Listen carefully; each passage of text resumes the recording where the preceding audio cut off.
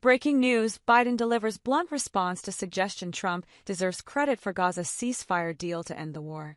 President Joe Biden and President-elect Donald Trump both claimed credit for a ceasefire deal designed to end the war between Israel and Hamas. And Biden slammed any notion that Trump might deserve kudos on the matter. "Is that a joke?" he said to a reporter who asked him if he or Trump deserved credit for the deal. When told no, Biden said oh and walked out. He announced the ceasefire at the White House on Wednesday afternoon, but Trump had already announced the deal 2 hours earlier on social media.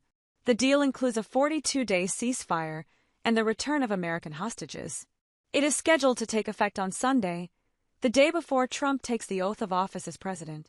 Biden was racing against the clock to get the deal done before Trump is sworn in on January 20th. "This is a ceasefire agreement I introduced last spring. Today, Hamas and Israel have agreed to that ceasefire agreement. And a whole ending to the war," the president said. "We have a deal for the hostages in the Middle East. They will be released shortly. Thank you," he wrote on Truth Social. This epic ceasefire agreement could have only happened as a result of our historic victory in November, as it signaled to the entire world that my administration would seek peace and negotiate deals to ensure the safety of all Americans and our allies, Trump noted. "I am thrilled American and Israeli hostages will be returning home to be reunited with their families and loved ones." Trump added that his incoming Mideast envoy, Steve Witkoff, would continue to work closely with Israel and our allies to make sure Gaza never again becomes a terrorist safe haven. Biden acknowledged in his remarks that the ceasefire will be implemented under Trump's tenure. "This deal was developed and negotiated under my administration, but the terms to be implemented for the most part by the next administration.